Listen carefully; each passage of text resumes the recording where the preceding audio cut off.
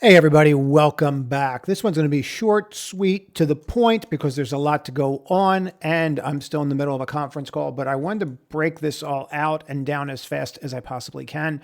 You have Netflix that's going on, the Netflix conference call, and I'm going to walk through parts of it with you tonight, but I just want to get to the nitty gritty. The most important thing about today is the ES, and if we just break it down, we can all see the 55 is right here, but then we're just going to break this down to here. And the one thing that I really want to point out is we've had higher highs and now we have our first lower low. Now, I've shown you several levels here and I've used this obvious high as our starting point. And I want to be real clear about this. For those that are on the wait list, you should be getting a letter tonight. It's only 4 days to join instead of 5 because demand is so great right now. So just FYI, be on the look for that. If you see right here and how that's playing out, see where you sat? So you from this high, you have the value high, you have point of control, and then you are coming straight from there. Bear with me 1 second. And I apologize for everything. You're going to hear all the beeps and things like that. But I have I'll just say it. I'm short Netflix here. So I got a lot going on here, but I wanted to get this out to everybody. So you're gonna have to deal with a couple beeps and boops, I guess. Anyway, if we take a look at this level and how it's acting right in here, you can see that 68.33 level, and we held. Now, if we drill that down and we really get into it, you can see that we really didn't get there. Drop that down to a 5, and you have a lot of leeway still. I shouldn't say a ton of leeway, but you can get a finger in there. So 68.15 is really the area that you want to look at. At least I make myself laugh. So you really want to watch 68.15, 68.10. You really want to get above that 69 level, but 69.30. There's a lot going on right now, and I'm just going to give you some of the highlights. Obviously, we have you get a tariff, he gets a tariff, she gets a tariff, everybody gets a tariff. That is back. And now we have a peace for good, or a group of people for good that is going to be better than the UN. You have a lot of moving parts here. And what's happening, I want to show you this on the NQ, and then I'm going to show you exactly what's happening so you can understand it. So you can't say it's the man trying to get me. It's not the man. So if we take a look from here on November and we see how we tried to rally, pull back, you get it. And we've talked about this area forever. It's just complete Matumbo. And that area, if you guys will remember this, it ties directly into the Qs. And that'll tie you directly into that 626. And you've just been unable to really get through that. And I really can't stress that enough, how important that is. That level is really significant. And what we want to do at that level is just watch it. But we made the lower low. So what we always want to do with that is understand that you have a change in trend. So the first thing that you're going to take from this video is that you're at the value low on the ES that I just walked through. This is your major resistance, would be the second thing you would take from this video. And the third would be that you have made a lower low. And you have not made a significant lower low since back here in November. Now what we're going to do is go here to anchored VWAP, or the anchored volume profile. See how it lights up down here? Yay. We're going to click right on that right there. And then we're going to drop that to a 4-hour. Now, when we drop this to a 4-hour, we're going to get rid of the pre and the post. And I'm explaining it so you can do it for yourself. The whole purpose of these videos and the community that we created is so that you guys can learn to do this stuff for yourself and have the best information and education out there, bar none. And it's all linked to how I learned, which was via institutionally over like 25 years. U.S. after hours movers, Cross Hines. I told you it was going to get crazy, and there it is. Now I got computers talking to me. Skynet. Anyway, here we go. And I'm not going to have time to edit this, so I apologize, but at least you're entertained. So if you watch this level right down here, we can see very, very clearly that you are at the value low area, and here is point of control. Point of control, value low, and that's where you stopped. You do not want to break there. And this is definitely an area that is of concern because I don't know that they're all going to hug it out in Davos tonight, guys. And that's my bigger concern with the market. It's not so much that we have other issues out there. We always have issues, right? But I just don't know that they're going to hug it out and go, sure, you take Greenland, or sure, put more bases there, and that's enough for me. Or sure, let's run military exercises together. I don't know how this is going to get resolved. I know how it's not going to get resolved by I tariff you, you tariff me. And that seems to be where we're kind of at in the mating ritual right now, right? So that seems to be what they're doing. So you're going to have to watch this 608 tomorrow. But the thing that you really have to take from this, in my opinion, clean this off. The thing that you really have to take from this is when we drop in the 12, the 22, and the 55, and we watch the volume kicking up, everyone's going to say the same thing. Oh, it's this, it's that, it's Japan. This is a really very simple trade. And I'm going to walk you through exactly what's going through step by step because it's the same exact thing that happened here in April. It's no different. It doesn't mean that you're going to be as steep but the mechanism in and of itself is no different than what happened. So please listen to those words. I'm not saying it's going to be as deep as April. I'm saying right now it is the same mechanism. And the mechanism is really Europe. Now, most people will say, well, Europe's not selling. All right, Europe is selling. Period. The move from this is not. It is very clear. Deutsche Bank had a whole piece on it. And if you're in the community, you know this because I went through it in the week ahead video. They had a whole piece on this. And what they were saying was there's $8 billion of just stuff that they want to unload. And if they start really getting into it, just on that side alone, they could start moving the market. And they did this last time. And there was stuff that they were talking about. That was the low-hanging fruit. It's a lot more that they actually own. But if we go and take this down to, let's go to here for a second. Then we're going to drop this to a 5 so that you can see this. Now, I'm going to be really clear about this because a lot of people are going to say Japan, Japan, Japan.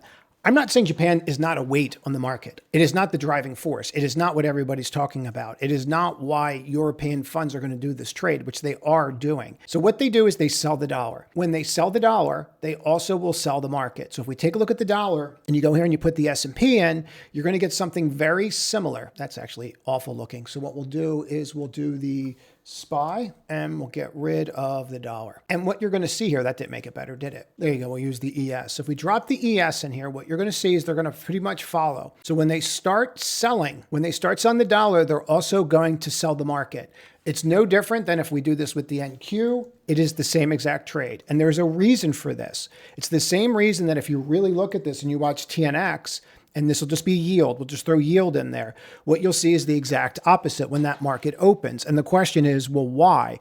Because what they do is they sell the dollar. And when they sell the dollar, they sell the underlying assets that they're holding the dollar in. So what they do is they sell the dollar and then they sell the underlying assets that they're holding the dollar in. That is going to be the equity markets. That's also going to be the bond market. So what you want to do as a trader, this is super simple. What I'm going to do is just clean off everything for a second. What you want to do as a trader is you want to watch the dollar.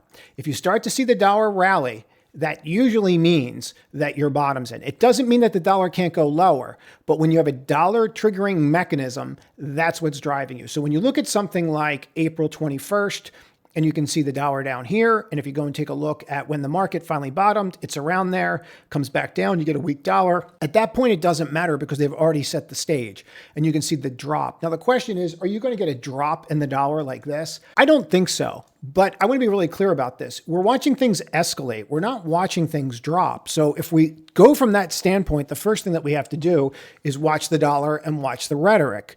From my standpoint and how I view this, it's more kind of wait and see and go from there. But I don't think that you need to be going out there and saying, oh, I'm going to go buy treasuries, or oh, I really need to be buying the market right now because everything's on sale. You have no idea how bad this gets. I have no idea what this current administration is going to do, and I don't know how it's going to be received. I do know that from an investment standpoint, when you go through something like you went through in 25 and you're going through it again in the beginning of the year, I do know from an investor standpoint, you're going to start quantifying more risk to the US equity market because of what you have to deal with. When they start to sell here, it is the largest cap, highest beta names that will take it on the chin the most. So largest cap, highest beta.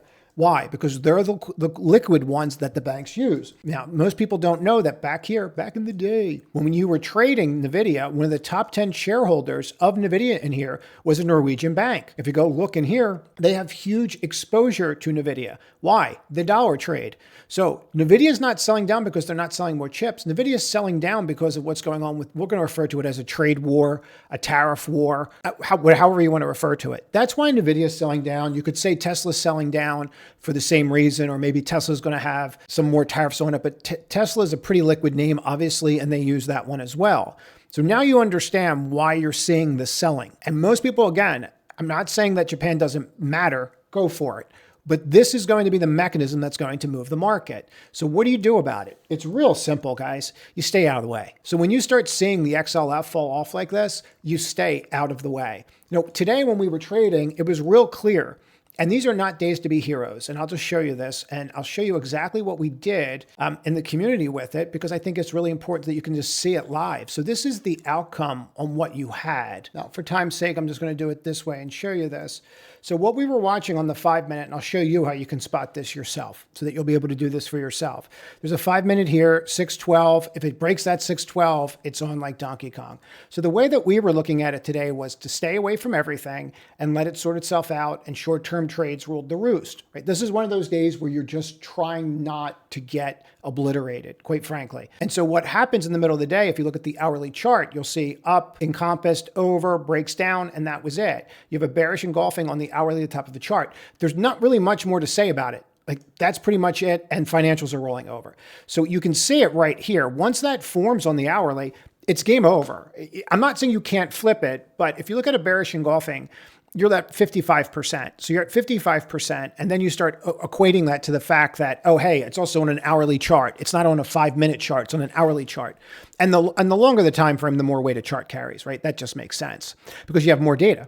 So when you start to see that, you're like, okay, well, this is going to be a problem. If we break the open, it's on like Donkey Kong. And of course, it was on like Donkey Kong. So when we see that and we take a look at it, this is exactly what I was talking about, 6 through, just stay out of the way. So once we broke that 610, we knew up here at 615, that was where the put wall was. We went through that with everybody today on the public pre-market. You should watch those. And then what we were just saying, like, hey, I don't know what he's going to say at the end of the day. I really don't know what he's going to say overnight. I don't know what anyone's going to say. The question becomes, do they get it all together in one evening? You know, my money's on no. So you kind of know the way that I'm leaning. But if we go through some of the economic data that's out there, that's coming out, it's not that bad. It's the earnings that are becoming a little bit of a problem. So NVIDIA did not miss. Netflix did not miss. I got NVIDIA on the brain. Netflix did not miss. They had a really solid quarter. The problem is the free cash flow missed. And I'm trying to pack all this in, so you just have to bear with me. The free cash flow missed. And the free cash flow was guided down for next quarter. That is not what anybody wants to hear right now. They are stopping their buybacks, and they are going to pour all that money into WBD. Now, nobody wants to hear that either, that you'd rather buy WBD than your own stock. On top of that, they're issuing $8.2 billion of bonds in order to do this. So to be clear, they're taking all the cash that they would use for buybacks, and they're going to go out there and buy bonds, and they're going to go through this merger that's going to go take them about 2 years, if it even gets through. So you're down about $4. The problem with this is the guidance for next year is mid-range, and they're not putting any money into the corporation in order to boost it. They're putting it all into this merger. So that's for somebody that's going out there and saying, I'm buying this company because they're going to grow and feed their own engine and they're doing their own stock buybacks. Instead, they're saying we'd rather buy this company than our own. That's a problem for institutions when they look at this. Now, can they pull it off on the conference call that I've got in the background right now? It doesn't seem like it. So this becomes a thing that I think you have to watch. I am currently short. I have puts on this. If you're in the community, you already know this. If not, you do now. But that 82 is really got to be that 82.14. You're going to have to watch that. Now, if we go and take a look at this, and let's just drill this down here and take a look, I don't know that you're going to break that. I don't know how this goes. You never know how it goes with a conference call. I've seen good before. It doesn't look like this. So do you break that or not? We'll see, but that's a big level for it. Now, I'll watch it and then I'll figure out what I'm going to do with it by the end. But, you know, if it can't get off the ground, I'm probably going to stay short on the thing. You know, that's where my head is right now. We just have so much uncertainty out there, and that's going to tie us into this. It's going to tie us into silver. You know, do you go home long silver? You might, because you might be thinking to yourself, well, you know, we're not going to be swimming in world peace by tomorrow. So they're going to go out there, they're going to buy silver, but is that enough? Are we at that spot where we're seeing that kind of breakthrough, you know, and that you're getting exhausted? That's not an exhausted bar. That's almost a white Marabuzo at the top of a chart. So that's not exhausted on the gold side, maybe on the silver side, but that's not exhausted. What I thought was super interesting was they were defensive everywhere. Even the defensive names they sold, even ITA they sold, and they went after everything. I can see them going after the UFOs of the world and the Jedis, the more speculative stuff. And you know, ASTS got to that 120 and rejected. Got hit hard there, but you know, Rocket Labs had to delay something, and this was a trade that we did, and I walked through it. If you're on the wait list, you actually see the walkthrough of this. Why I have it up? But I think that the point that I'm getting at here is looking at NVIDIA and saying, oh, it's fine because it's NVIDIA, is really undermining the actual issue that you're dealing with right now, which is that people are very uncertain about where the administration is going with all of this.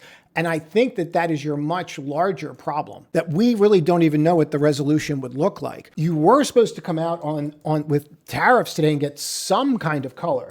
And we did not get any kind of color on that whatsoever. And they're saying that, geez, that might take a little bit longer now. So they're the pieces that we're dealing with right now, guys. And I really wanted to get this out to you so that you could see it.